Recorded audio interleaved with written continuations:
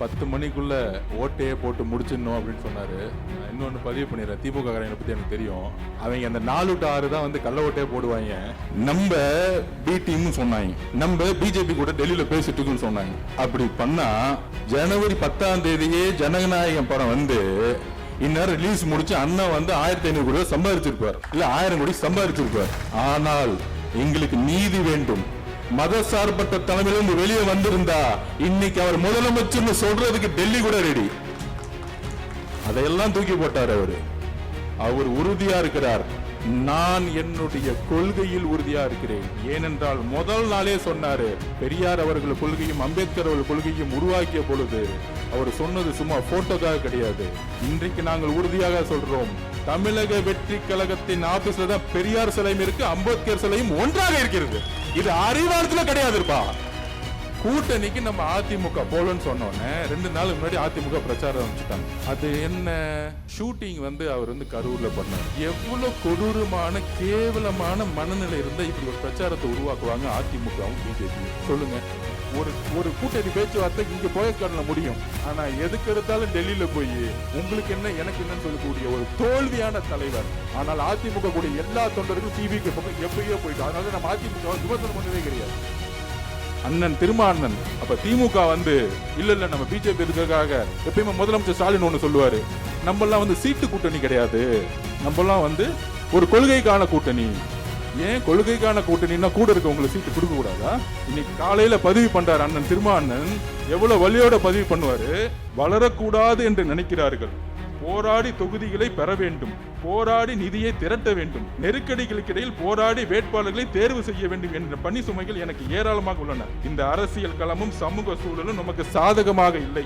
நாம் எந்த வகையிலும் வலிமை பெறக்கூடாது என நினைப்பவர்களின் எண்ணிக்கையே இங்கு அதிகம். நாம் எந்த வகையிலும் வலிமை பெறக்கூடாது என நினைப்பவர்களின் எண்ணிக்கையே இங்கு அதிகம்.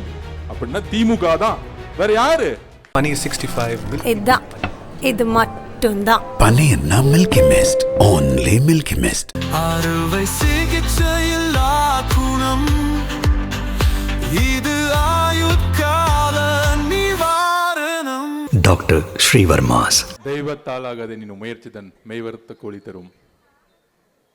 அண்ணா சொன்னாரு, நம்ம மாவட்ட செயலர் பார்த்து சொன்னாரு, நம்ம நாஞ்சில் அண்ணன் 10 மணிக்குள்ள ஓட்டையே போட்டு முடிச்சிடணும் அப்படின்னு சொன்னாரு. நான் இன்னொன்று பதிவு பண்ணிடுறேன். திமுக காரங்களை பற்றி எனக்கு தெரியும். அவங்க அந்த 4 to 6 தான் வந்து கள்ள ஓட்டையே போடுவாங்க. என்ன எஸ்ஐஆர் நம்ம ரெடி ஆகிட்டு இருக்கோம். அவங்கள பொறுத்த வரைக்கும் எஸ்ஐஆர்னா என்ன தெரியுங்களா? ஸ்டாலின் ஐடென்டிஃபிகேஷன் ரெஜிஸ்டர் ஒன்று ரெடி பண்ணி வச்சுருக்காங்க. யார் யாரெல்லாம் ஊரில் இல்லை, யார் யாரெல்லாம் செத்து போயிட்டா, இதையும் மீறி ஒரு ரிஜிஸ்ட்ரேஷன் வச்சுருக்காங்க. கரெக்டாக 4 மணிக்கு வருவாங்க. உஷாராக இருங்க. 4 மணிக்கு தான் முக்கியம். 10 மணிக்கு நம்ம மக்கள் ஆட்டோமேட்டிக்காக வந்து ஓட்டு போட்டுருவாங்க.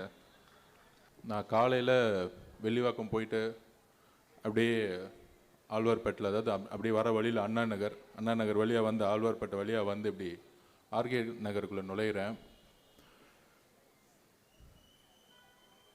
ஒரு அண்ணா நகருக்கும் ஒரு ஆர்கே நகருடைய அமைப்பிற்கும் அங்கேருந்து அந்த காரில் வரும்பொழுதே வித்தியாசம் எவ்வளோ தெரியுது அப்படின்னு. திமுகவும் சரி அதிமுகவும் சரி மாறி மாறி ஆண்டிருக்காங்க. ஆனால் எப்பொழுதும் வட சென்னை ஏழ்மையுடைய உச்சத்திலேயே இருந்துக்கிட்டே இருக்கு. அது ஏன்னா வட சென்னையை அரசியல் ரீதியாக திமுக கைப்பற்றணும்னா தேர்தல் சமயத்தில் ஒரு 1000 ரூபா 2000 ரூபா கொடுத்து இந்த ஏழ்மையாக வச்சுக்கிட்டே இருக்கணும். எப்பயுமே ஒரு அண்ணா நகர் மாதிரி ஆர்கே நகர் மாறக்கூடாது, ஒரு நுங்கம்பாக்கம் மாதிரி பெரம்பூர் மாறக்கூடாது. அந்த மாதிரி வட சென்னையில் வில்லிவாக்கம் ஆரம்பித்து வில்லிவாக்கம், பெரம்பூர், ஆர்கே நகர், கொளத்தூர், முதலமைச்சர் தொகுதி உட்பட கொளத்தூர், ராயபுரம், திருவெற்றியூர் எல்லாருமே மிகப்பெரிய வறுமையிலேயே இருந்துட்டு இருக்கக்கூடிய ஒரு சூழ்நிலை இந்த அரசியல் தான் உருவாகிட்டே இருக்கு. இதுக்கு மக்கள் பொறுப்பு இல்லை. இன்னைக்கும் 30, 40, 50% இன்னைக்கும் சேரிகள் வாழக்கூடிய பகுதிகளாகவும் அந்த இடத்துல நம்ம மக்களுக்கு சாதாரண ஒரு அடிப்படை கட்டமைப்பு கூட கிடையாது. அந்த அளவிற்கு பூர்வ குடிமக்களாக இருக்கக்கூடிய வட சென்னை மக்களுக்கு எதுவுமே கிடைக்காம பார்த்துக்கிறதா இந்த திமுகவுடைய ஆட்சி முறை. பொதுவாக சொல்கிறாங்க, ஏன் திமுக மேலே இவ்வளோ கோவப்படுறீங்க, திமுக மேலே இவ்வளோ கோவப்படுறீங்க, கடுமையாக பேசுகிறீங்க அப்படின்னு.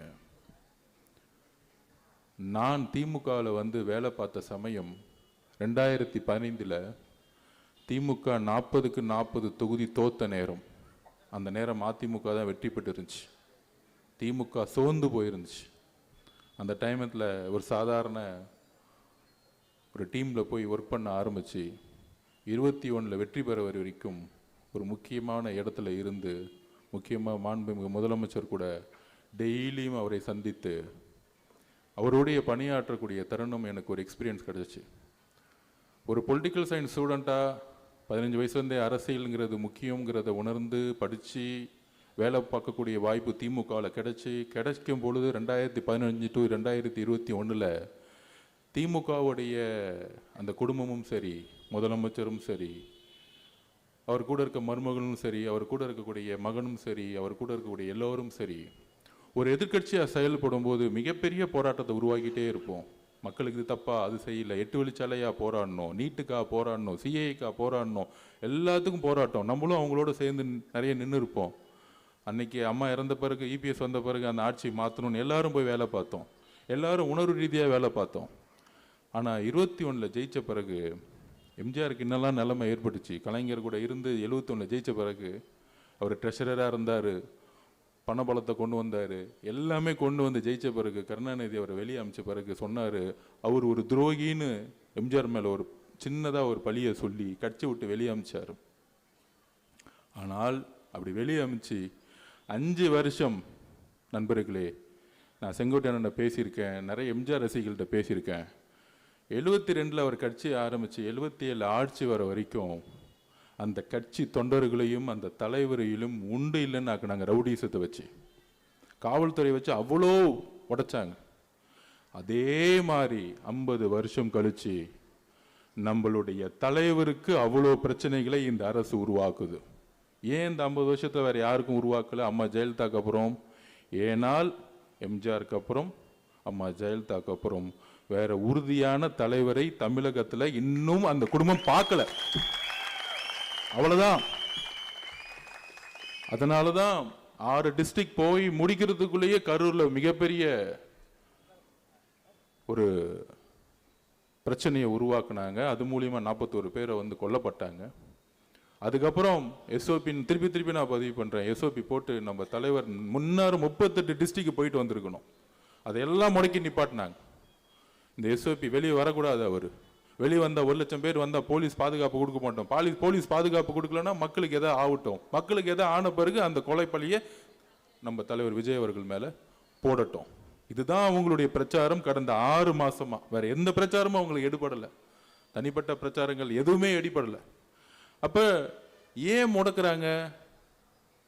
ஏன்னா அவங்களுக்கு தெரியும், ஒவ்வொரு மாவட்டத்திலையும் ஒவ்வொரு சர்வே எடுக்கும் பொழுது நம்மளுடைய வளர்ச்சி எவ்வளோ, தலைவர் ஒவ்வொரு ஊருக்கு போயிட்டு வர்றதுக்குள்ள எவ்வளோ பெரிய வளர்ச்சின்னு அவங்களுக்கு தெரியும். அப்போ அந்த கடுமையான போலீஸை வச்சு, காவல்துறையை வச்சு எந்த அளவிற்கு எந்த அமைச்சர்கள் நம்மளை பற்றி பேச மாட்டாங்க, முதலமைச்சர் பேச மாட்டார், துணை முதலமைச்சர் பேரை சொல்ல மாட்டார். இதுதான் அரசியல், மிகப்பெரிய அரசியல். ஏன்னா அவங்க கிட்ட கட்சி இல்லை, அவங்க கிட்ட கவர்மெண்ட் முன்னாடி இருக்கு. அந்த கவர்மெண்ட் இருக்கக்கூடிய அதிகாரிகள், கலெக்டர், ஐஏஎஸ், ஐபிஎஸ் எல்லாரும் அவங்களுக்காக பணியை செஞ்சு அவங்களுக்கு வந்து நமக்கு ஒரு லா, அவங்களுக்கு ஒரு லா, அப்படி கொண்டு வந்து ஒரு கட்டமைப்பை உருவாக்கி நம்மளை எல்லாம் ஓரம் தள்ளினாங்க, எந்த பிரச்சாரம் செய்ய முடியாதுன்னு. ஆனால் அதெல்லாம் மீறி எங்கெல்லாம் பிரச்சாரம் செஞ்சோமோ அங்கே மக்களுடைய ஆதரவு, உண்மையாக சொல்கிறேன், எம்ஜிஆர் அவர்களுக்கு மிகப்பெரிய ஆதரவு வந்துச்சு. நான் திருப்பி சொல்கிறேன், யூடியூப்ல போய் திருவாரூர்ல போய் பாருங்க, ஒட்டுமொத்த திருவாரூர்ல தஞ்சாவூர் பெல்ட்டே அங்கே தான் இருந்துச்சு திருவாரூர்ல, அதை பார்த்தே அவங்க பயந்துட்டாங்க. ஸோ உடனே அந்த கரூருடைய இன்சிடென்ட்க்கு அப்புறம் நீங்கள் பார்த்துருப்பீங்க, ரீசண்டாக நம்ம மேலே வந்து அதிமுக இவங்கெல்லாம் விமர்சனம் பண்ணிட்டு இருப்பாங்க. இப்போ ரீசண்டாக இப்போ இந்த ஒரு வாரமா, இன்னைக்கு என்ன நாள் சொல்லுங்க? இன்னைக்கு என்ன நாள்? இன்னைக்கு ரம்ஜான். நம்மளுடைய சகோதர சகோதரிகள் நோன்பு இருந்து நேற்று முடிச்சு, தலைவர் 2 நாளுக்கு முன்னாடி நோன்பு இருந்து ஈவினிங் முடிச்சு நம்ம கொண்டாடணும். அப்ப அவர் பேசும்போது ஒரு முக்கியமான ஒரு விஷயம் பதிவு பண்ணார். 15 நாளா தலைவரை சுத்தி கட்சியை சுத்தி தமிழக வெற்றி கழகம் பிஜேபி கூட போயிடுவாங்க பேசுறாங்க. அவர் டெல்லி போயிட்டா சிபிஐ அவர் அழுத்தம் கொடுக்குது. இந்த கட்டமைப்பை திமுகவும் அதிமுகவும் பிஜேபியும் 3 பேரும் சேர்ந்து இந்த பிரச்சாரத்தை உருவாக்கிட்டே இருக்காங்க. நம்ம அண்ணன் எல்லாத்துக்கும் பதில் சொல்லவே மாட்டார். ஏன்னா யாரு மிரட்டுறாங்களோ ஒண்ணு புரிஞ்சுக்குவாங்க, யாரு மிரட்டுறாங்களோ அவங்க தான் பயப்படுறாங்கன்னு அர்த்தம். யாரு அமைதியா இருக்காங்களோ அவன் தைரியமா இருக்கான்னு அர்த்தம். யாரு அடிக்கடி வெளியே டெய்லி காலையில மத்தியானம் நைட்டு ஃபுல்லா பேசிட்டு இருக்காங்களோ அவனுக்கு தான் அரசியலே தெரியலன்னு அர்த்தம். என்னைக்கு மக்களுடைய தேவைக்கு என்னுடைய கொள்கையில உறுதியா இருக்குன்னு சொன்னார் பாத்தீங்களா, கரெக்டா ரம்ஜான் அன்னைக்கு சொன்னார். நண்பர்களே, தோழர்களே, கரெக்டா இந்த முஸ்லீமுடைய அந்த குல்லாவை போட்டுட்டு சொன்னாரு, மத சார்பற்ற சமூக நீதியில் நாங்கள் எப்பொழுதும் உறுதியாக இருப்போம். இந்த மெசேஜ் யாருக்கு தெரியுமா? திமுகவுக்கு ஃபர்ஸ்ட். ஏன்னா திமுக சொல்லவே சொல்லாது. ஆல்ரெடி பிஜேபி கூட 99 சேர்ந்து குஜராத் கலவரம் போது சொல்றாங்க, அன்னைக்கு இருந்த கலைஞர் கருணாநிதி, ஏன் அப்ப ஸ்டாலின் சார் அரசியல தானே இருந்தாரு, 50 வருஷமா நான் அரசியல் இருக்கேன், 50 வருஷமா அரசியல் இருக்கேன், 50 வருஷமா அரசியல் இருக்குன்னு சொல்றாருல்ல. அவங்க அப்பா கிட்ட கேக்குறாங்க, குஜராத் கலவரம் பத்தி நீங்க சொல்லுங்க. அவரு சொல்றாரு, அது உள்நாட்டு பிரச்சனைன்னு சொல்ற மாதிரி உள்மாநில பிரச்சனை அப்படின்னு அந்த கலவரத்தை பத்தி பேசவே இல்லை. ஏன்னா அமைச்சர்களா இருக்கிறாங்க, இதுல பிஜேபி தலைமையிலான அமைச்சர்களா இருக்கிறாங்க. அப்ப நம்ம ஸ்டாலின் சார் தான் இன்னைக்கு மத சார்பற்ற தலைவராச்சே. அப்படியே எந்திரிச்சு அப்பா நீ சொல்ற தப்புப்பா, என்னப்பா தப்பா பேசுறீங்க, நம்ம அப்படிலாம் சொல்லக்கூடாது, இதை கடுமையாக எழுத்து நிக்கணும். குஜராத் கலவரத்தை வச்சு ஏன் நம்ம கடுமையாக எழுத்து நிக்க மாட்டேங்கிறோம்? சொல்றல மீசாக்கு எதிராக சரி அவர் எடுத்து போறான்னு தெரியல, மீசாக்கு எதிராக நான் போராடினேன், ஜெயிலுக்கு போனேன். ஆனா அதுல இருக்க பொய்ய பாருங்க. இந்த உண்மையை உடைக்கணும், நீங்களாம் சொல்லணும். இந்த யாராச்சும் டிவி டிபேட் போனீங்கன்னு வச்சுக்கோங்க, கலைஞர் அம்மா இந்திரா காந்தி அம்மா கதிர் கடுமையாக போராடினார், போராடி கழக தோழர்கள் எல்லாம் அடிச்சுக்கிட்டாங்க, எல்லாம் ஜெயில தள்ளினாங்க. தன்னுடைய மகன் இன்னொரு கொடுத்திருப்பாரு, அவர் அடிப்பட்டாரு, சிறை சென்றாரு. அப்படி சிறை சென்றவர், அடிப்பட்டு சிறை சென்ற மகனும் ஒட்டுமொத்த கழக தோழர்களும் வாழ்நாள் முழுவதும் ஏத்து நின்று இருக்கணும்ல. அடுத்த தேர்தலில் ஒண்ணு சேர்ந்துட்டாங்க. அடுத்த தேர்தலில் திமுக யாரு கூட ஒண்ணு சேர்ந்தாங்க? அதே இந்திரா காந்தி அம்மா கூட சேர்ந்துக்கிட்டாங்க. ஏன்? ஒரே நோட்டீஸ் தான், ஊழல் கேஸ போட்டுருவேன், ஒழுங்கா சேர்ந்து சொன்னா சேர்ந்துட்டாங்க. இதுதான் திமுக. இந்த மிசாவை பத்தி பேசினாங்கன்னா இன்னுமேட்டு அது என்னங்க அடுத்த இப்ப உங்களே என் பையனை அடிச்சுட்டாங்க, அட்லீஸ்ட் ஒரு 10 வருஷம் என் பையனை அடிச்சுட்டியாடான்னு ஒண்ணு இருக்குல்ல, அடிச்சவங்க கூடவே சேர்ந்துட்டு இன்னைக்கு வரைக்கும் மிசா கதையை பேசிக்கிட்டு இருக்காங்க. அது என்ன அரசியல் இன்னைக்கு வரைக்கும் புரியல நமக்கு. இதுதான் சுயநல அரசியல், மக்களை ஏமாத்துற அரசியல், கொள்கையற்ற அரசியல். பணத்துக்காக அதிகாரம் கிடைச்சா எவன் கூட வேணா சேர்ந்துக்குவான் திமுக காரன். இதுதான் பிரச்சனை. அதே மாதிரி இன்னைக்கு உண்மையிலே பிஜேபி கூட சேர்ந்துக்கிட்டு நம்ம பி டீம் சொன்னாங்க, நம்ம பிஜேபி கூட டெல்லியில பேசிட்டு இருக்குன்னு சொன்னாங்க. அப்படி பண்ணா ஜனவரி 10ஆம் தேதியே ஜனநாயகம் படம் இந்நேரம் ரிலீஸ் முடிச்சு அண்ணா 1500 கோடி சம்பாதிச்சிருப்பார், இல்ல 1000 கோடி சம்பாதிச்சிருப்பார். ஆனால் எங்களுக்கு நீதி வேண்டும். இந்த ரம்ஜான் மாதத்திலிருந்து நாங்க சொல்றோம், சிறுபான்மை சகோதரிகளே, முஸ்லிம் சகோதர சகோதரிகளே, கிறிஸ்துவ சகோதர சகோதரிகளே, எங்களுடைய தலைவர் தமிழ்நாட்டின் உறுதியாக மதசார்பற்ற கொள்கையில் உறுதியாக இருந்ததனால்தான் திமுகவுடைய ஸ்டாலின் அவர்களுடைய படம், தன்னுடைய மகனுடைய ரெட்ஜைனுடைய படம், தன்னுடைய பேரன் இந்த நிதியோட படம் 10ஆம் தேதி ரிலீஸ் செய்யப்பட்டது. இன்னைக்கு வரைக்கும் ஜனநாயகம் முறைக்கப்பட்டது. இதை கிறிஸ்தவ சகோதரர்களும் இஸ்லாமிய சகோதரர்களும் உணரணும். இது யாரு பிஜேபி கூட இன்டைரக்டா இருக்காங்கன்னு உணரணும். அதுலயும் இந்தி திணிப்புக்கு எதிரான படமா, இருமொழி கொள்கைக்கு ஆதரவான படம்னு சொன்னாங்க. அப்படின்னா அந்த கொள்கைக்கு எதிராக யாரு இருக்கா? பிஜேபி இருக்கு. அந்த படத்தை ரிலீஸ் பண்ணிருக்க கூடாது இல்ல, அது எப்படி ரிலீஸ் பண்ணாங்க? இதுதான் அரசியல். அண்ணன் விஜய் அண்ணன் படத்தை ரிலீஸ் பண்ணக்கூடாது. அவர் அரசியல் படமும் கிடையாது அது. அப்ப இதுல இருந்து புரிஞ்சுக்கணும் சிறுபான்மை சகோதரர்களும், யாரு உண்மையாக மதசார்பற்ற கொள்கைக்காக அவர் நினைச்சிருக்கலாமே, சரி நம்ம சேர்ந்துக்கலாம். இப்ப சொல்றாங்களே எல்லாரும், அதான் கொடுக்குறாங்களே ஆஃபரு, கூட்டணி உருவாக்க முடியல. அவர் நினைச்சிருந்தா என்ன கூட்டணி உருவாக்கி இருக்க முடியும் தெரியுமா?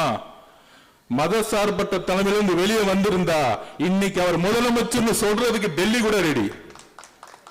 அதையெல்லாம் தூக்கி போட்டார் அவரு. அவர் உறுதியா இருக்கிறார். நான் என்னுடைய கொள்கையில் உறுதியா இருக்கிறேன். ஏனென்றால் முதல் நாளே சொன்னாரு, பெரியார் அவர்கள் கொள்கையும் அம்பேத்கர் அவர்கள் கொள்கையும் உருவாக்கிய பொழுது அவர் சொன்னது சும்மா போட்டோக்காக கிடையாது. இன்றைக்கு நாங்கள் உறுதியாக சொல்றோம், தமிழக வெற்றி கழகத்தின் ஆபீஸ்ல தான் பெரியார் சிலையும் இருக்கு, அம்பேத்கர் சிலையும் ஒன்றாக இருக்கிறது. இது அறிவாளத்துல கிடையாதுப்பா. நான் ஓப்பனா சொல்றேன், டிக்ளேர் பண்றேன். சேலஞ்ச் இருந்தா சொல்லுங்க. ஸ்டாலின் சார் சொல்லட்டும், முதலமைச்சர் சார் சொல்லட்டும், உங்க அறிவாலயத்தில் அம்பேத்கர் சிலை இருக்கா? உங்க அறிவாலயத்தில் பெரியார் சிலை இருக்கா? கிடையாது. அப்ப யார் கொள்கையில் அதிகமா இருக்கிறா? இப்ப கூட ரீசெண்டா நான் வந்து ஆர்ப்பாட்டத்தில் பேசினேன். அன்னைக்கு நான் கோவப்பட்டேன், அதை டைவர்ட் பண்ணிட்டாங்க. அப்ப கூட ஆரம்பத்துல என்ன சொன்னேன், 12 வயசு குழந்தை கழிப்பறைக்கு போகும்போது கழிப்பறை இல்லாம கற்பழிக்கப்பட்டு தூக்கி போட்டிருக்காங்க. ஒரு முதலமைச்சர் பேசல, ஒரு அமைச்சர் பேசல, ஒரு எம்எல்ஏ பேசல. அப்ப அவர் மேல இருக்க ஒரு விமர்சனத்தை மக்கள் நினைக்கிறத அந்த அம்மா என்கிட்ட பேசின உணர்வை நான் சொல்றேன். ஆனா இன்னைக்கு வரையும் பதில் கிடையாது. கொள்கை தெரியுமா நம்மளை பார்த்து கேட்டார் துணை முதலமைச்சர் உதயநிதி அவர்கள். நான் சொன்னேன், வாங்க உங்க சன் டிவிலே உட்காருவோம், கலைஞர் டிவிலே உட்காருவோம், நீங்கள் நானும் உட்காருவோம். நீங்க 4 கொஸ்டின் கேளு, நான் 4 கொஸ்டின் கேட்கிறேன். என்ன ஏதோ ஒரு கொஸ்டின்ல எனக்கு எதுவுமே தெரியாத மாதிரி ஒரு கொஸ்டின் கேட்டு நான் அமைதியாயிட்டேன், நான் அரசியல் விட்டு போயிடுறேன்னு சேலஞ்ச் விட்டேன். ஆனா இன்னைக்கு வரைக்கும் பதில் கிடையாது, தெரியாது.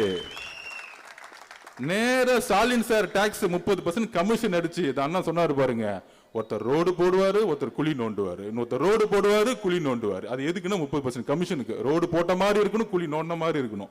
இப்படிதான் அக்கா மேயர் பெரியாக்காவும் சரி, இங்க இருக்க அமைச்சர்களும் சரி, நோண்டாங்க போட்டாங்க, நோண்டாங்க போட்டாங்க. கடைசியில் பார்த்தா 4500 கோடி போட்டு போயிட்டாங்க அவங்க பாட்டிக்கு. ஊழலை தவிர எதுவுமே யோசிக்கிறதே கிடையாது இவங்க. எதுவுமே ஐடியா இல்லை. ஊழல் பண்ணும், கமிஷன் அடிக்கணும், கரப்ஷன் பண்ணும், கடைசியில் ஓட்டு இன்னைக்கு வந்து 2000 ரூபாய் கொடுத்து மக்கள் ஓட்டு போட்டுருவாங்க. அப்ப அந்த அளவிற்கு 2000 ரூபாய் கொடுத்தா ஓட்டு போட்டுருவாங்க. அந்த 2000 ரூபாய் கொடுக்கக்கூடிய அமைச்சர் தான் பெரிய தேர்தல் தெரிஞ்சவர்னு ஒரு மனநிலை உருவாக்கி இருக்க பாத்தீங்களா? அப்பெல்லாம் ஒண்ணுமே கிடையாது. நான் 21 இவங்களோட எல்லாம் ஒர்க் பண்ணிட்டு வந்தேன். ஒருத்தனுக்கு ஒண்ணுமே தெரியாது. திருப்பியும் சொல்றேன், நம்பாதீங்க. அவரு வேலு, அவரு நேரு, அவர் செந்தில் பாலாஜி, நான் உதாரணமே சொல்றேன்.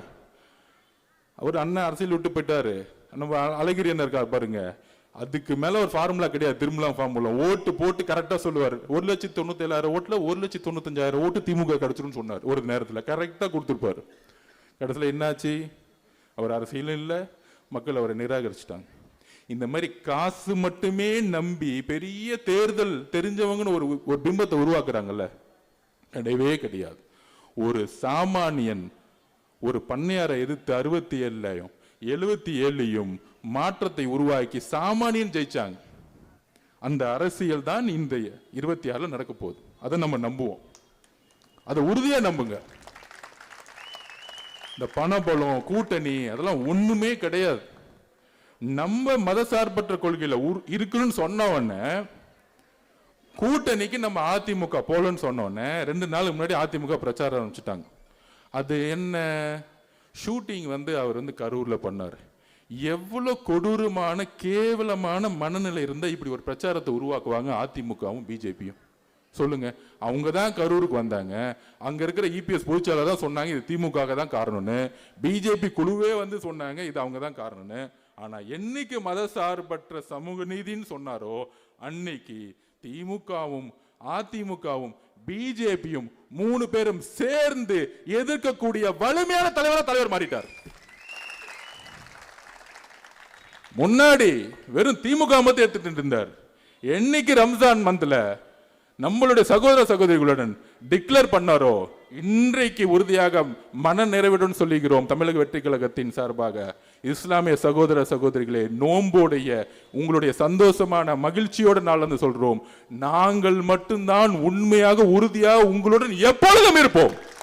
எப்பொழுதும் இல்ல, உயிர் உள்ள வரை எங்கள் மீது தாக்குதல் ஏற்பட்டாலும், எங்களுடைய எலும்புகள் உடைக்கப்பட்டாலும், மதசார்பற்ற கொள்கையிலும் சமூக நீதி கொள்கையிலும் நாங்கள் எப்பொழுதும் உறுதியாக இருப்போம் என்பதை நாங்கள் இங்கே பதிவு பண்றோம். நாங்க ரமலான் மாநிலத்தில் சோ அந்த அளவிற்கு எங்களுக்கு நீதி வேண்டும். எங்கள் மேலுதான் எல்லா பிரஷரும், எல்லா அடியும் விழுவுது. திமுக காரன் போலீஸ் வச்சு அடிக்கிறாங்க, டெல்லியில இருந்து படத்தை ரிலீஸ் பண்ணக்கூடாது அடிக்கிறாங்க, அதிமுக இபிஎஸ் காலத்துல இருந்து கடுமையான பிரச்சாரத்தை உருவாக்குறாங்க. ஆனால் இதையெல்லாம் அமைதியாக தன்னுடைய பிரச்சாரம் மூலமாகவும் மக்களுடைய ஆதரவு எங்கிருந்து உருவாகுதுன்னா, நம்ம தலைவர்கிட்ட ஒன்னே ஒன்று இருக்கு. அது என்ன தெரியுமா? உண்மை, நேர்மை, இன்னொன்னு துணிவு. இந்த மூணும் தான் நம்ம கிட்ட ஸ்ட்ராங்கா இருக்கு. ஸோ அதை நாம் நம்புவோம். போதும் இது யார் எந்த கட்சிக்கிட்டையும் கிடையாது. நான் திருப்பி சொல்றேன், எந்த கட்சிக்கிட்டையும் கிடையாது. அதனால இந்த ஒரு போலியான பிரச்சாரத்தை உருவாக்குவாங்க. என்ன பிரச்சாரம்? இப்ப சொன்னாங்களே பாருங்க, கரூர்ல அவர் ஷூட்டிங் நடத்தினாரா? நான் ஷூட்டிங் போனேன், மகாபலிபுரம் பக்கத்துல ஒரு 150 ஏக்கர்ல பண்ணிட்டு இருந்தாங்க. அவர் கிளம்பி வாங்கன்னு சொன்னா 10 நிமிஷத்துல 50,000 பேர் வந்து நிப்பாங்க. 10 நிமிஷத்துல 50,000 பேர் நிப்பாங்களா? நிப்பாங்க மாட்டாங்களா? அப்ப கரூர்ல பிரச்சாரம் போன்ற இடத்துல ஷூட்டிங் எடுத்தான்னு ஒரு பொய்யான தகவலை பரப்பி நம்மளுடைய உறவுகளை இழந்து 41 உலகங்கள் இருந்து இன்றைக்கும் வருத்தத்தில் இருக்கும். அவங்களை அசிங்கப்படுத்தக்கூடிய செயலை இந்த அரசியல் செஞ்சுக்கிட்டு இருக்கு. அதை நாங்கள் தூக்கி எறிவோம். மக்களே தூக்கி எறிவாங்க. அதை யார் உருவாக்குனதுன்னு தெரியும். அதுக்கு தான் போயிட்டு வந்தார் செந்தில் பாலாஜி என்குறிக்கு. உண்மைகள் தெரியும். நாளைக்கு ஒரு நாள் எல்லா உண்மைகளும் தெரியும். கரெக்டான நீதிமன்றமும் கரெக்டான ஒரு ஆபீசரும் வருவாங்க, வராமலாம் இருக்க மாட்டாங்க. உண்மை எப்பொழுதும் ஜெயிக்கும். அதை நாங்க நம்புறோம். எப்பயுமே நாங்கள் உண்மையை பக்கம் நிக்கிறோம். அந்த உண்மை எப்பொழுதும் ஜெயிக்கும். அண்ணாக்கு அப்புறம் கலைஞர் உருவானார். அது எம்ஜிஆரும் கூட இருந்தார். கலைஞர் தவறு செய்யும் பொழுது, கலைஞர் குடும்ப ஆட்சி ஏற்படும் பொழுது, கலைஞர் ஊழல் செய்யும் பொழுது, கலைஞர் கொடுமையான ஆட்சி செய்யும் பொழுது, கலைஞர் ஜனநாயகத்துக்கு எதிரான ஆட்சி செய்யும் பொழுது எம்ஜிஆர் உருவானார். எம்ஜிஆர் ஜெயிக்க முடியுமான்னு கேட்கும் பொழுது, காலமும் நேரமும் இயற்கையும் மக்கள் ஒரு தலைவனை உருவாக்குவார்கள், ஆனா அவர்கிட்ட உண்மை இருக்கணும். அப்படிதான் எம்ஜிஆர் உருவாக்குனாங்க. உடனே எம்ஜிஆர் போயிட்டாரு. எம்ஜிஆர் போயினோடனே உங்களுக்குலாம் தெரியும், ஐயோ அவ்வளவுதான், அதிமுக முடிஞ்சிச்சு, தமிழ்நாட்டில் இனிமேட்டு இந்த குடும்பம் மட்டும்தான், கலைஞர் தான் எல்லாம் அப்படின்னு வீர் நில போட்டாங்க எல்லாரும். அந்த அம்மா கடுமையா உடல் மொழியிலையும் அசிங்கசியமா பேசினாங்க. நீங்களாம் பார்த்துருப்பீங்க, பெண்களுக்கு தெரியும். அசிங்கசியமா இவன் கூட இருந்தாங்க, அவன் கூட இருந்தாங்க, உருவம் எப்படி, சேலையை பிடிச்சி இழுத்தாங்க, அடிச்சாங்க, சட்டத்தை போனா. ஆனால் மக்கள் ஒரு வலுவான தலைவரை உருவாக்குனாங்க இந்த குடும்பத்துக்கு எதிராக. அதுதான் அம்மா. அந்த அம்மா தான் ஆர்கே நகர்ல நின்று வெற்றி பெற்றாங்க. அந்த அம்மாவை ஜெயிக்க வச்ச மண் இது. அதான் சொன்னேன் இந்த மண்ணுன்னு. அப்புறம் அந்த அம்மா இறந்துட்டாங்க. இறந்த பிறகு ஐயா இபிஎஸ் அவர்கள் வந்தாரு. கடந்த எல்லா தேர்தலையும் தோல்வி. ஏன் தோல்வி? மக்களால் உருவாக்கப்பட்ட தலைவர் அவர் கிடையாது. மக்களால் தேர்ந்தெடுக்கப்பட்ட தலைவர் அவர் கிடையாது. அம்மா சசிகலா அம்மா அவர் அப்பாயின்மெண்ட் பண்ணாங்க. கடைசியில் சசிகலா அம்மா யாருன்னே தெரியாதுன்னு சொல்லிட்டாரு. அப்புறம் எப்படி மக்கள் நம்புவாங்க? அப்ப மக்கள் நிராகரிச்சுட்டாங்க. அந்த ரெட்டையிலன்னு சிம்பிளுக்காக இன்னைக்கு ஒரு 17-18% ஓட்டு இருக்கு. அவ்வளவுதான் இன்னைக்கு அதிமுக. நம்ம லேட்டஸ்டா எடுத்த சர்வேல திமுகவோட நம்ம 2% அதிகமா இருக்கும் இன்னைக்கு. இதுதான் உண்மை. அதான் பயம் அவங்களுக்கு. அதிமுக 3வது இடத்துக்கு போயிருச்சு. அதனாலதான் விமர்சனம் தலைவர் விஜய் மேல பயங்கரமா. யாரு? 3 பேர் ஒன்று சேர்ந்துட்டாங்க, திமுக, அதிமுக, பிஜேபி. இப்ப 3 பேரும் ஒன்று சேர்ந்து ஒருத்தர் எதுக்குறாங்க. அந்த 3 பேர் யாரு தெரியுங்களா? அந்த 3 பேர் கூட எத்தனை கூட்டணி இருக்கு? இது தமிழக வரலாற்றிலே நடந்ததில்லை. ஐயா எம்ஜிஆர் அவர்கள் கூட கம்யூனிஸ்ட் இருந்தாங்க. டெல்லி கூட நீ சப்போர்ட் பண்ணுச்சு இன்டைரக்டா.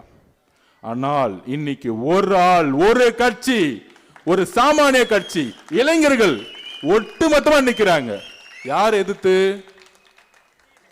திமுக கூட 26 கட்சி கூட்டணி. ஸ்டாலின் சார் பதறார். நேற்று ஏதோ ஒரு அம்மா திடீர்னு வந்து நம்ம கட்சிக்கு வந்து திட்டிட்டு போச்சு. பார்த்தா திடீர்னு அந்த அம்மாவை கூப்பிட்டு பக்கத்துல நிக்க வச்சு சால்வை போட்டுட்டு இருக்காரு. எவ்வளவு பயம் பாருங்க ஸ்டாலின் சாருக்கு. யார் யாரெல்லாம் திட்டுறாங்களோ முதலமைச்சரை பர்சனலா பாக்குறாரு நம்ம தலைவரை. அப்ப அவருக்கு எவ்வளவு பயம். ஒரு பயம் இருந்தா இந்த மாதிரிலாம் செய்வாங்களா? ஒரு முதலமைச்சர் ஸ்டேஜில் இருக்காங்க, ஒரு யூடியூப்ல பேசுறவங்களை கூட்டிட்டு போய் ஒரு சால்வையா போட்டு வாங்க வாங்க வாங்க வாங்க வாங்க விஜய் சாரை திட்டிட்டீங்களா? அப்போ திமுக நீங்க திமுக இடத்த இப்ப திமுக சேரணும்னா ஒன்னே ஒண்ணுதான், நம்ம அண்ணன் விஜய் அண்ணன் நீங்க திட்டுனீங்கன்னா ஒரு 10 லட்ச ரூபா கொடுத்து வாங்கன்னு சால்வை போட்டு கூட்டிட்டு போயிடுவாங்க. அவ்வளவு ஒரு கேவலமா கட்சியை மாறிடுச்சு திமுக. இன்னைக்கு அண்ணா எப்படிலாம் உருவாக்குனார், கடமை, கண்ணியம், கட்டிப்பாடு, சமூக நீதி, இருமொழி கொள்கை, இதெல்லாம் எனக்கு உண்மை தெரியாது. நீ திமுக பத்தி இந்த சமூக நீதினா என்னன்னு தெரியுமா? சமூக நீதியா? சமூக நீதிலாம் தெரியாது. கான்ட்ராக்டர், கமிஷன், உனக்கு எவ்வளவு வரும் எனக்கு எவ்வளவு சொல்லுன்னு சொல்லிட்டு போயிட்டே இருப்பான். இதை தவிர ஒண்ணுமே தெரியாது. நம்ம சம்பத்தன்ன பேசுற மொழியில இன்னும் புரியவே புரியாது அவங்களுக்கு. நம்மளை பார்த்து கொள்கைக்கிறான். நான் கொள்கை இல்லைன்னா வாங்க உங்க பையன் முதல்ல உங்களுடைய உதயநிதி அனுப்புங்க, கலைஞர் டிவிக்கே நான் வரேன், ஒண்ணுமே பிரச்சனை இல்லை, லைவ் வைங்க போதும், நான் பேசுவோம், 2 பேரும் உட்காந்து பேசுவோம். வரமாட்டாரு. அவருக்கு சா மூ கான்னு சொல்றதுக்குள்ள ஒன்றும் புரியாது அவருக்கு, என்னன்னே தெரியாது. அவரு கூட இருந்திருக்கோம்ல தெரியும். பாம்பின் கால் பாம்பறியும், நம்ம பாம்பு இல்லை. ஆனா இந்த கூட இருக்கும்போது தெரியும் இவங்க என்ன பண்ணுவாங்கன்னு. அப்ப இன்னைக்கு இருக்க என்ன சூழ்நிலையில இருக்கிறோம், நம்மளை பார்த்த உடனே நம்மளை மைண்டெல்லாம் இது பண்றாங்களாம். அது என்ன திமுக 26 கட்சிப்பா, என்னப்பா தனியா திமுக. அதுக்கு தான் நான் அன்னைக்கே சொன்னேன், அந்த பிகிலு படத்துல ராயப்பன் கேரக்டர்ல அப்படி போகும்போது அண்ணா தனியா மாட்டிக்கிட்டாருண்ணே தொக்கா அப்படின்னு. தனியா வர்றதே உங்களை போட்டு அடிக்கிறதுக்கு தான்டா. அதே சீன் தான் வர 26 தேர்தல். நீ 26 பக்கம் பேர் ஒன்னா நில்லு. அந்த 26 கட்சி கூட்டணி எப்படி நம்ம சொல்லணும்ல இன்னைக்கு. அதுல நம்ம யாருமே குறைச்சு சொல்ல. அதுல இன்னைக்கு 26 கட்சி கூட்டணி எப்படி இருக்குன்னு பாத்துக்குவாங்க. திராவிட இயக்கத்தின் தமிழ் தேசியத்தின் போர்வால் அண்ணன் வைகோ அவர்கள் 4 சீட்டு. திமுக எந்த அளவிற்கு தலைவர்களை அசிங்கப்படுத்தி ஏமாத்தி துரோகம் பண்றான்னு பாருங்க. 5 வருஷம் ஒன்னா இருந்துட்டு கரெக்டா நாமினேஷன் பண்றது 1 வாரத்துக்கு முன்னாடி கூட்டணியை கூப்பிட்டு பேசி 4 சீட்டாம். அதுல 3 சீட்டு உதயசூரியனா, 1 சீட்டு மதிமுக சிம்பிளாம். இது என்னடா குழப்பமான ஒரு கூட்டணி. இந்த ஒரு படத்துல சொல்லுவாங்களே 40+30 இல்ல 42+28 இந்த மாதிரி. அது என்னடா 1 சீட்டு மதிமுக 3 சீட்டு திமுக. அப்ப அந்த கட்சிக்கு சுய ஒரு இதுவே இருக்கக்கூடாதா? அவங்களுக்கு செல்ஃப் ரெஸ்பெக்டே இருக்கக்கூடாதா? ஐயா மதிமுக தலைவர் எவ்வளவு பெரிய தமிழ் தேசியத்துக்காகவும் திராவிட இயக்கத்துக்காகவும் பேசினாரு. அந்த கட்சி இன்னைக்கு எப்படி ஆகி இந்த திமுக கூட சேர்ந்ததுனால தன்னுடைய கட்சியோடைய சுய கௌரவத்தையும் இழந்து இன்னைக்கு எதுவுமே இல்லாம போயிடுச்சு. 3 சிம்பிள் கொடுத்தா என்ன ஆகும்? மதிமுக 3 சிம்பிள் வாங்கினா அவன் திமுக காரன். ஒரே ஒரு சீட்டு கொடுத்துருக்காங்க. அப்ப அந்த மதிமுக கட்சி அழிச்சு ஒழிச்சிட்டாங்க. கம்யூனிஸ்ட் தோழர் கடுமையா இவங்களுக்காக போராடினாங்க. இவங்க என்னென்ன பிரச்சனை பண்ண கூடியே நின்னாங்க. 6 தொகுதியில் 5 தொகுதி கொடுத்துட்டாங்க. இருந்தா ஏரியில போனா போ. எப்படி அப்ப கூட இருக்கக்கூடிய தோழர்கள் கூட இருப்பாங்க, 4 தலைவர்கள் கூட இருப்பாங்க, கீழே இருக்க ஒருத்தருக்கு எல்லாம் நம்ம பக்கம் வந்துட்டாங்க. அதுதான் திருப்பி சொல்றேன். அப்பையில இருந்து திமுக கூடிய கூட்டணி கட்சி தலைவர்கள் மட்டும் தான் இருக்காங்க, தொண்டர்கள் எல்லாம் டிவிக்கு பக்கம் வந்துட்டாங்க. அப்புறம் மார்க்சிஸ்ட் கட்சி போராடுவாங்க தொழிலாளர்களுக்காக. இன்னைக்கு வரைக்கும் சீட் கதறாங்க, கெஞ்சுறாங்க. இருந்தா இரு, கிளம்புனா கிளம்பு. என்ன உளவியல்? ஏன்னா பணபலம் இருக்கு அவன்கிட்ட, கொள்ள அடிச்சு பணத்தை வச்சிருக்கான். அப்ப இந்த பணத்தை வச்சு நாங்க யாரு, நாங்க இல்லைன்னா பிஜேபி எதுக்க முடியாது. இந்த பிஜேபிங்கிற அழுத்தத்துக்காக திமுக கூட்டணி கட்சிகள் தன்னுடைய சுய கௌரவத்தை இழந்து தன்னுடைய தொண்டர்களுடைய ஆதரவை இழந்து கட்சியும் இன்னைக்கு காணா போயிருச்சு. அதுல ஒரு எக்ஸாம்பிளே சொல்லிடுறேன். அண்ணன் ஜவஹர்லால் அண்ணா நல்ல தலைவர், முஸ்லிம் தோழர்களை கடுமையா பணி செஞ்சவர். இன்னைக்கு அந்த கட்சிக்கு எம்எல்ஏவே கிடையாது. அந்த கட்சிக்கு என்ன சிம்பிள் கொடுக்குறாங்க? உதயசூரியன் சிம்பிள் கொடுக்குறாங்க. ஒரு சமூக நீதி அரசுன்னு சொல்றாரு முதலமைச்சர் ஸ்டாலின் அவர்கள். சொந்த கட்சிக்கு ஒருத்த கட்சி ஆரம்பிச்சானா அவங்க சிம்பிளை நிக்க வச்சு ஜெயிக்க வைக்கிறதான கூட்டணி. அந்த கட்சி அப்படியே அபகரிக்கிறது என்னது? பிஜேபியோட ஸ்டாண்டு தான் திமுகவோட ஸ்டாண்டும். ஒருத்தனோட கட்சி அபகரிக்கிறது தான். இப்படிதான் மதிமுக அபகரிச்சுட்டாங்க. அடுத்தது நம்மளுடைய ஜவஹர்லால் கட்சியே இல்லை. அப்புறம் முஸ்லீம் லீக் கட்சி 2020 3 சீட்டு கொடுத்தாங்க, 1 சீட்டு கூட ஜெயிக்கல முஸ்லீம் லீக். ஏன் தெரியுமா? திமுக தோக்கடிக்க வச்சுட்டாங்க. அவங்களுக்கு முஸ்லிம் சகோதரர்களும் கிறிஸ்துவ சகோதரர்களும் தலித் சகோதரர்களும் அதிகாரத்துக்கு வரத்துக்கு திமுக விருப்பமே எப்பவுமே கிடையாது. சும்மா பேரு மட்டும் சமூக நீதி சொல்லுவாங்க, ஆனா அவங்க அதிகாரத்தை உருவாக்க மாட்டாங்க. அண்ணல் அம்பேத்கர் என்ன சொன்னாரு? அதிகாரத்தை அடைவதுதான் சமூக நீதிக்கான அடித்தளம். எல்லோரும் சமத்துவத்தை உருவாக்கணும்னா அதிகாரத்தை அடையணும் ஒரு கட்சி. அப்ப நான் அப்பையிலிருந்து பதிவு பண்ணிட்டே இருந்தேன், உருக்கமா நான் இன்னைக்கும் பதிவு பண்றேன். அண்ணன் திருமாவண்ணன் அவர் மேல எங்களுக்கு அன்பு இருக்கு, மரியாதை இருக்கு. நான் அப்பயே சொன்னேன், இவங்க எல்லாம் ஏமாத்துவாங்க, இவங்க நம்பாதீங்கண்ணே. இப்படி சொன்னதுக்காக என்ன கட்சி விட்டு தூக்குனாங்க, அதை விட்டுருங்க, அது பிரச்சனை இல்லை. அப்ப திமுக வந்து இல்ல நம்ம பிஜேபி எதுக்காக எப்பயுமே முதலமைச்சர் ஸ்டாலின் ஒன்று சொல்லுவாரு, நம்மெல்லாம் வந்து சீட்டு கூட்டணி கிடையாது, நம்மெல்லாம் வந்து ஒரு கொள்கைக்கான கூட்டணி. ஏன் கொள்கைக்கான கூட்டணின்னா கூட இருக்க உங்களுக்கு சீட்டு கொடுக்க கூடாதா? இன்னைக்கு காலையில பதிவு பண்றாரு அண்ணன் திருமாவண்ணன், எவ்வளவு வலியோட பதிவு பண்ணுவாரு. வளரக்கூடாது என்று நினைக்கிறார்கள், போராடி தொகுதிகளை பெற வேண்டும், போராடி நிதியை திரட்ட வேண்டும், நெருக்கடிகளுக்கு இடையில் போராடி வேட்பாளர்களை தேர்வு செய்ய வேண்டும் என்ற பணி சுமைகள் எனக்கு ஏராளமாக உள்ளன. இந்த அரசியல் களமும் சமூக சூழலும் நமக்கு சாதகமாக இல்லை. நாம் எந்த வகையிலும் வலிமை பெறக்கூடாது என நினைப்பவர்களின் எண்ணிக்கையே இங்கு அதிகம். நாம் எந்த வகையிலும் வலிமை பெறக்கூடாது என நினைப்பவர்களின் எண்ணிக்கையே இங்கு அதிகம். அப்படின்னா திமுக தான், வேற யாரு? நாம் எந்த வகையிலும் வலிமை பெறக்கூடாது என நினைப்பவர்கள் எண்ணிக்கையே இங்கு அதிகம்னா திமுக பத்தி அவர் பேசிட்டு இருக்காரு. கூட 5 வருஷம் பல கொடுமைகளை தலித் சகோதரர்கள் அனுபவிச்சாங்க. ஆனால் கடைசியா 5 தொகுதிக்கு மேல கிடையாது, 6 தொகுதிக்கு மேல கிடையாது.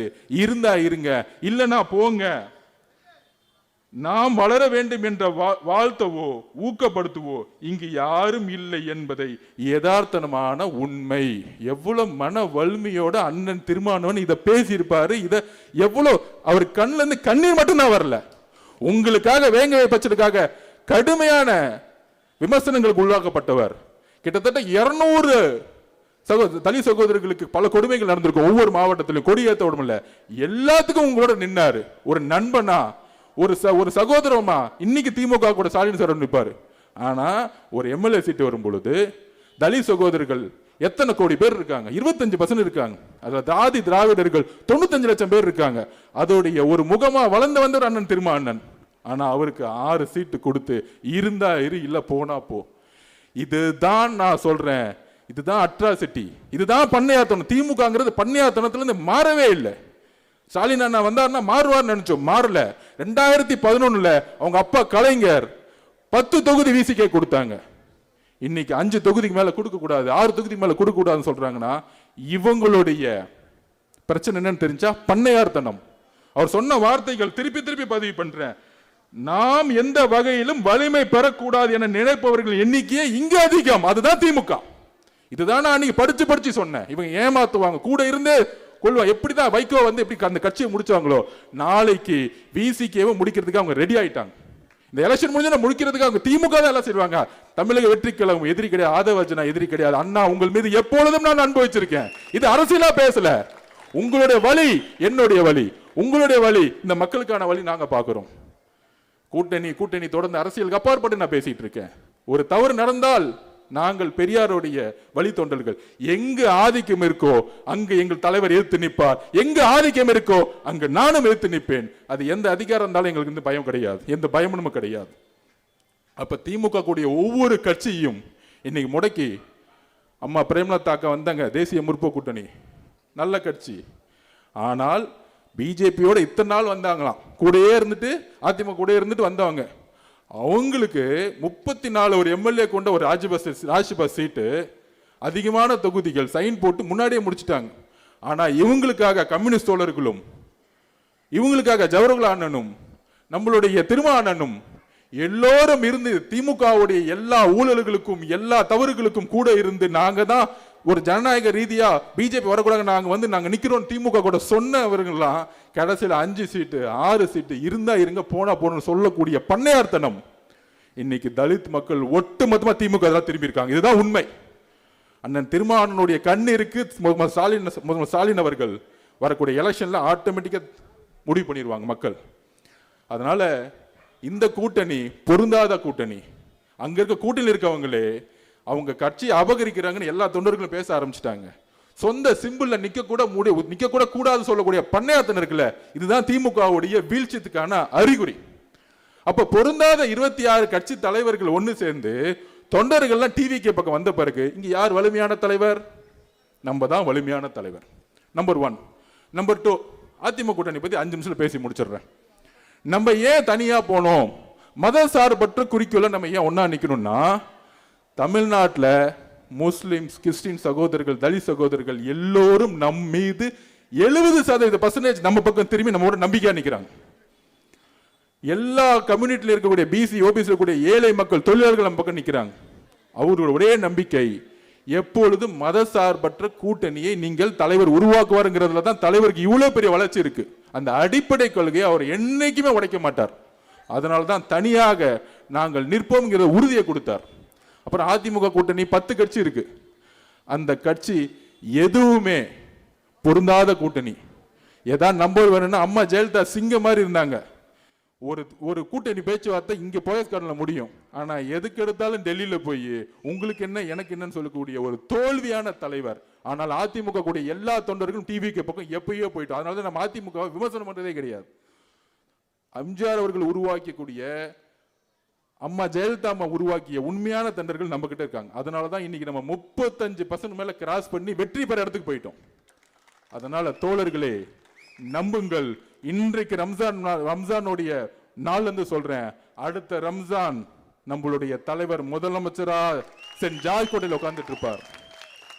அன்றைக்கு என்ன வாக்குறுதி கொடுத்தார்னா, மதசார்பற்ற சமூக நீதிக்கான அரசை உருவாக்கும் சொன்னாரே, அதோடைய முதல் சைன் தான் சென்ட் ஜார்ஜ் கோட்டையில் இருக்கும் பதிவு செய்து, ஆர்கே நகர்ல நம்மளுடைய மரிய வில்சன் சார் தொகுதி பொறுப்பாளராக போட்டிருக்கோம்.